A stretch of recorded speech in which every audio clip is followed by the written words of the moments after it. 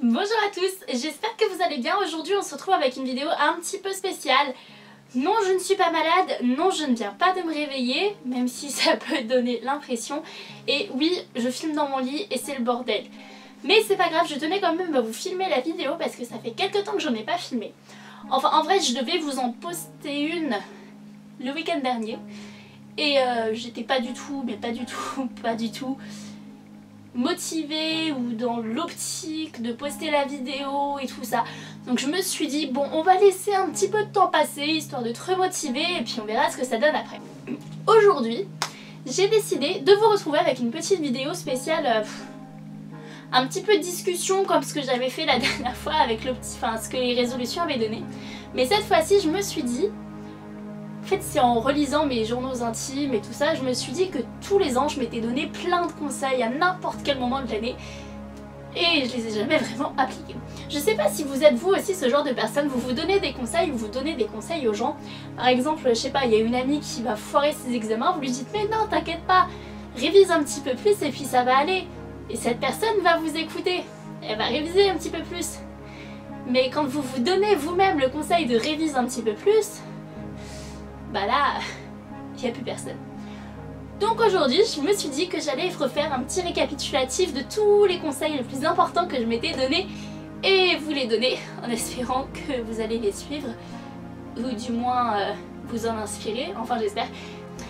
Après, il faut savoir bien sûr que ces conseils-là, vous les appliquez que si vous voulez, vous les prenez en compte que si vous voulez, vous vous foutez de moi si vous voulez. Vous pouvez dire ah mais c'est n'importe quoi, elle fait la vidéo dans son lit, elle est à moitié en pyjama, on dirait qu'elle vient de se réveiller. Je m'en fous, vous pensez ce que vous voulez. Je fais ma vie, vous faites la vôtre et c'est très bien comme ça. Bon, alors, on vient d'arriver en 2018 donc, oui, 18 conseils. Mais, enfin voilà, vraiment les conseils, vous en faites ce que vous voulez. Moi je suis pas là pour vous dire comment vivre votre vie, vous choisissez la vivre comme vous voulez. Et en fait, c'est du moment que ça vous plaît à vous, c'est parfait. Hein. Le premier, c'est de ne faire confiance à 100% à absolument personne. Mais en fait, si vous voulez, quand vous faites confiance à quelqu'un à 100%, vous savez très bien qu'à un moment ou à un autre, vous allez être déçu. Donc en fait, autant garder une part de méfiance, comme ça vous vous protégez vous-même et en fait, c'est pas plus mal.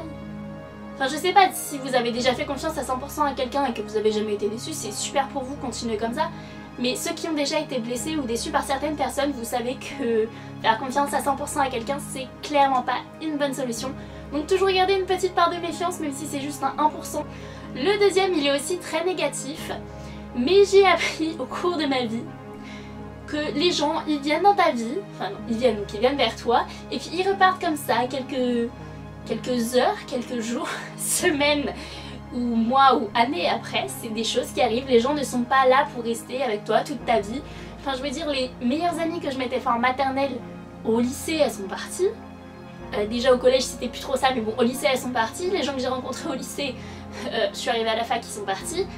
Enfin des tas de choses comme ça en fait, si vous voulez les gens vous les rencontrez, ils restent dans votre vie pendant un petit bout de temps, et après ils partent. Donc le conseil que je vous donne c'est vraiment de pas trop vous attacher à ces personnes parce qu'en fait c'est vraiment le meilleur moyen d'avoir mal.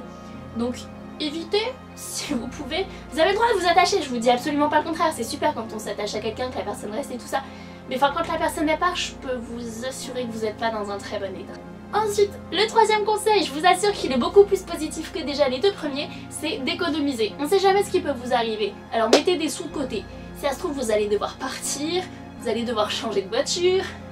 Non, c'est pas du tout deux situations que je dois vivre. Ou alors vous voulez partir en voyage ou vous faire plaisir ou quelque chose comme ça. Et économiser, c'est vraiment un super bon conseil et je crois que c'est le seul que j'ai vraiment appliqué de tous les conseils que je me suis donné. En gros, c'est celui qui est le moins compliqué quoi. Si vous voulez suivre un conseil, suivez celui-là, c'est le plus simple.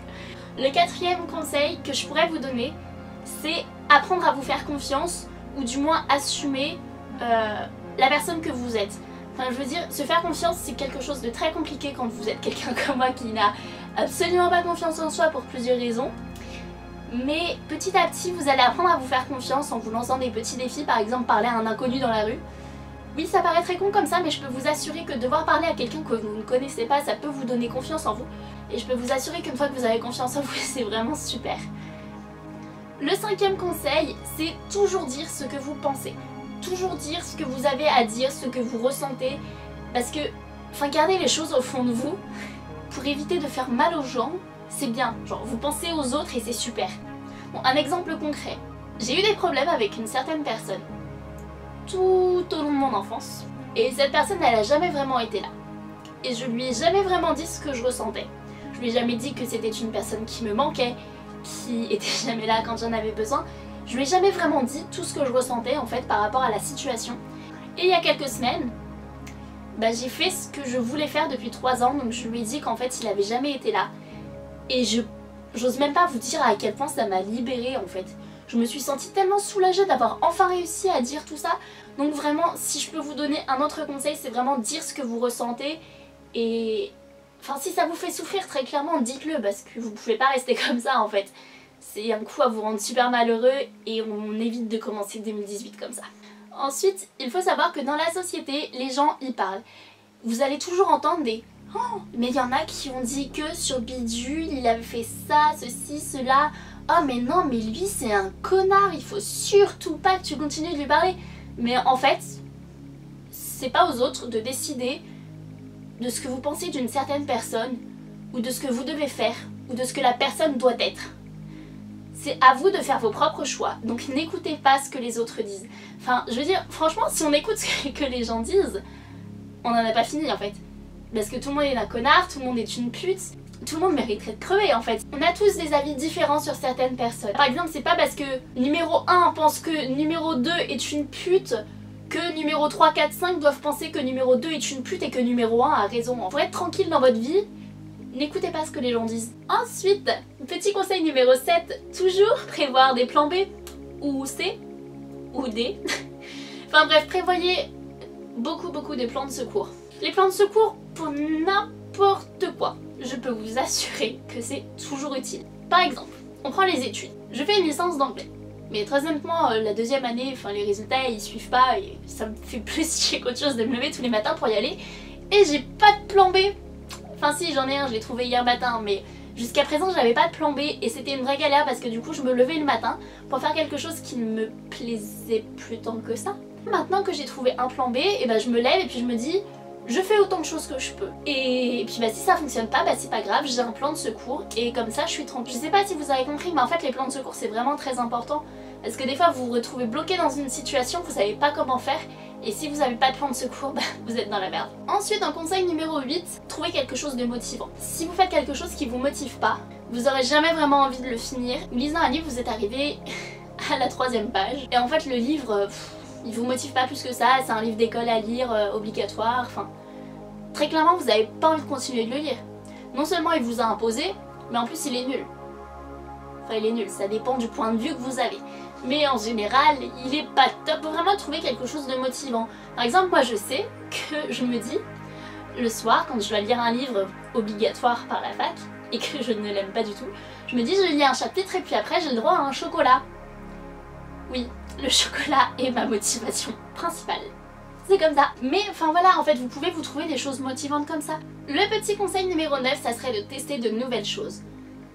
D'accord, je sais, on aime bien quand on est en sécurité, qu'on connaît les choses qu'on fait, mais faut quand même tester des nouvelles choses. Enfin je veux dire, si vous restez toujours sur les choses que vous connaissez, que vous savez, à un moment vous allez finir par vous ennuyer et c'est vraiment pas le but. Donc vraiment testez le maximum de choses et tant pis, même si c'est des choses qui vous font peur, enfin je sais pas, si vous voulez tester le saut à l'élastique, allez-y. Enfin sautez pas d'un pont tout de suite avec un élastique au hasard comme ça, allez quand même quelque part. Si vous voulez tester des choses, testez. Conseil numéro 10, soyez sûr des choses que vous voulez tenter. Ça peut paraître très con comme conseil, mais si par exemple vous voulez tenter quelque chose mais que ça implique d'autres personnes, soyez vraiment sûr en fait. Enfin je veux dire, vous lancez pas dans quelque chose qui va impliquer plusieurs personnes qui vous sont plus ou moins proches, parce que c'est quelque chose d'assez compliqué après de réparer tout. Donc si vous voulez tester de nouvelles choses et que ça implique des personnes, soyez vraiment sûr à 100% que vous n'allez pas regretter après ce qui s'est passé. Enfin je sais pas, c'est bien de vouloir tester des choses, mais d'un autre côté, si ça implique des gens, faites très attention à ce que vous voulez tester. Un conseil un petit peu plus positif. Profitez de chaque jour, faites comme si chaque jour que vous vivez était le dernier. Ouais, peut-être pas si positif que ça en fait. Mais enfin, on sait jamais ce qui arrive après, donc très clairement, profiter au jour le jour. Si vous voulez voir telle personne ce jour-là, et bah allez-y parce qu'on sait jamais ce qui peut se passer demain. Vous pouvez avoir un accident ou je sais pas, ou la personne peut arrêter de vous parler, ou enfin j'en sais rien. Mais vivez au jour le jour et vous préoccupez pas en fait de ce qui se passe autour de vous. Vous vivez et puis vous foncez et puis c'est tout et point barre en fait. Ensuite un petit conseil pour les gens comme moi. Oui je sais qu'on existe, on est un petit peu cons sur les bords. Et puis oui donc les gens comme moi sont un petit peu cons sur les bords. Ils sont beaucoup trop gentils avec tout le monde. Ils se font très avoir et puis je suis sûre qu'on doit avoir marqué con ou con sur un front ou sur quelque part de visible, je sais pas. Mais je pense que vous vous reconnaissez. Préoccupez-vous de vous d'abord, s'il vous plaît.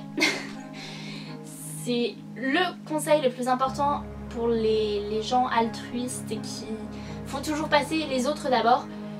Pensez à vous d'abord. Et ce conseil-là, vraiment, s'il vous plaît, pour votre bien-être à vous, pour votre bien-être personnel, pour que vous vous sentiez bien, appliquez-le. Je sais que c'est bien d'aider les autres, je sais qu'on est content de faire ça et qu'on le fait pas par obligation. On est juste comme ça, on aime aider les gens et c'est tout. Enfin, si vous êtes un petit peu comme moi, vous avez tendance à vous oublier quand vous aidez les gens. C'est pas une bonne chose parce que ça peut aussi vous faire mal.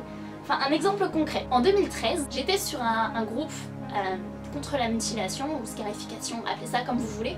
C'était un projet d'entraide et j'ai aidé un garçon dessus. Ce garçon s'appelait Anthony et il s'est très beaucoup foutu de moi. Ça faisait déjà quelques semaines ou quelques mois, je sais plus trop, qu'on parlait et il allait de mieux en mieux et un jour il a pété un câble et il m'a dit que...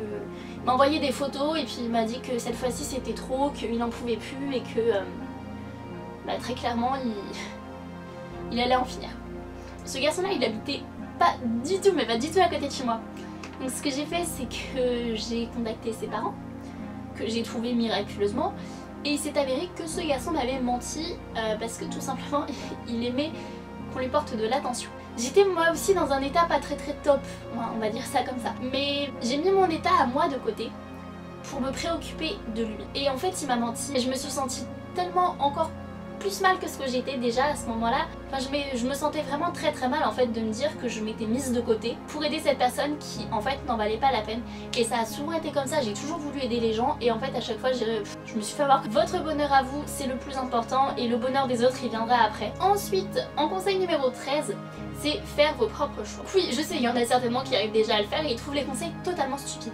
Mais il y a des gens qui n'arrivent pas à faire leurs propres choix, qui n'arrivent pas à dire ce qu'ils pensent, qui sont terrorisés en fait à l'idée de vexer les gens. Faut pas avoir peur de tout ça en fait, sortez de votre zone de confort et puis baladez-vous et explorez le monde autour de vous. Mais moi je suis en train de le faire, en fait je découvre un monde mais je ne pensais même pas que le monde était comme ça. Jusqu'à très longtemps j'ai fait aucun choix. Et il y a que très récemment que j'ai commencé à faire des choix. Qu'est-ce que c'est bien de faire des choix? Les choses elles vous sont plus imposées. Si on vous propose tu veux boire du coca ou de la limonade et que vous dites ah bah je sais pas, on va tout de suite vous imposer, je sais pas, par exemple les gens à la soirée ils boivent bien de la limonade et ben on va proposer de la limonade. Enfin on va faire ah bah tiens tu prendras comme tout le monde, tu prendras de la limonade. Mais non, si au fond de vous vous vouliez du coca, et bah dites le coca, même si le coca n'est pas ouvert. Ouais, je prends un exemple de poisson, on s'en fout. Donc faites vos propres choix. Ensuite, un autre conseil, c'est savoir dire non. Je sais, dans la vie, il y a certaines personnes qui ont beaucoup de mal à dire non. J'en fais notamment par... Je sais que des fois on a peur de vexer certaines personnes, mais enfin à un moment, très clairement si vous voulez pas le truc, et ben faut savoir dire non. Si par exemple on vous propose d'aller voir un film d'horreur, et que les films d'horreur c'est pas trop votre... et qu'à la place il y a genre, je sais pas moi, un dessin animé, ou un film drôle, qui est plus dans votre genre, et bah dites non, je ne veux pas voir le film d'horreur. Supposons que vous ayez pas dit non, que vous allez voir le film d'horreur, et que après vous êtes traumatisé pendant 2 voire 3 semaines, vous vous dites mais pourquoi j'ai pas dit non quoi, j'aurais vraiment dû dire non en fait. Mais ensuite il faut aussi ne pas avoir peur de faire des erreurs. Désolée de vous prévenir, ça risque de vous choquer, mais les erreurs, bah tous les humains ils en font. C'est comme ça, c'est la nature. On en fait tous à un moment dans notre vie, n'ayez pas peur, les erreurs sont humaines et c'est pas parce que vous faites une erreur que vous allez le regretter toute votre vie. C'est des choses qui arrivent et croyez-moi, vous en ressortirez toujours plus fort. Le conseil numéro 16, ne dépendre de rien, de personne, ni de quoi que ce soit en fait. Par exemple, pour ceux qui ont une voiture avec le permis et tout ça, vous dépendez beaucoup de la voiture. Mais qu'est-ce qui se passe si votre voiture elle tombe en panne? Bah vous êtes perdu et vous vous retrouvez à prendre les transports en commun ou le vélo. Ou alors à dépendre de quelqu'un pour vous déposer et vous ramener à chaque fois. Donc ne dépendez de rien ni de personne. Ensuite, le 17e conseil, c'est de réfléchir. Donc je vous dis de foncer dans la vie, de ne pas avoir peur des erreurs, d'oser être vous-même. Et maintenant je vous dis de réfléchir. Pourquoi je vous dis de réfléchir? Parce que toujours foncer comme ça, c'est pas une bonne idée. À un moment vous allez forcément regretter des choses qui se sont passées. Et c'est normal, enfin je veux dire, faut pas avoir peur de regretter des choses ou d'avoir fait des erreurs ou des trucs comme ça. C'est juste que ne faites pas les choses comme ça si vous savez que ça peut avoir des conséquences assez importantes. Pour certaines situations, je réfléchis pas forcément tout de suite. Je réfléchis après que la situation se soit passée. Ce qui est très con. Il vaut mieux réfléchir avant que la situation se soit passée, histoire d'envisager toutes les possibilités et voir en fait comment les choses peuvent évoluer. Des fois on a tendance à trop foncer, à être persuadé que c'est vraiment cette chose-là qu'on veut, et en fait on n'a pas envisagé absolument toutes les possibilités. Et donc on fonce, et là bim on se prend un mur. Et le mur on ne l'avait pas vu venir parce que tout simplement on n'avait pas réfléchi. Une fois qu'on s'est pris le mur, on fait demi-tour et on se pose pour réfléchir. Et on se dit merde, si j'avais vu que le mur il était là, si j'avais réfléchi, j'aurais vu que le mur il était là, je me serais pas pris le mur et j'aurais pu le contourner. Donc vraiment s'il vous plaît, réfléchissez et n'agissez pas juste comme ça sur un coup de tête en fait. Et ensuite le 18e conseil, ça serait d'appliquer les conseils. Et si vous êtes comme moi et que vous n'écoutez pas les conseils que vous donnez aux autres et qui peuvent s'appliquer à votre vie, s'il vous plaît, écoutez-les enfin. Donc voilà, c'est fini. Je vous dis à bientôt avec une prochaine vidéo. Bye.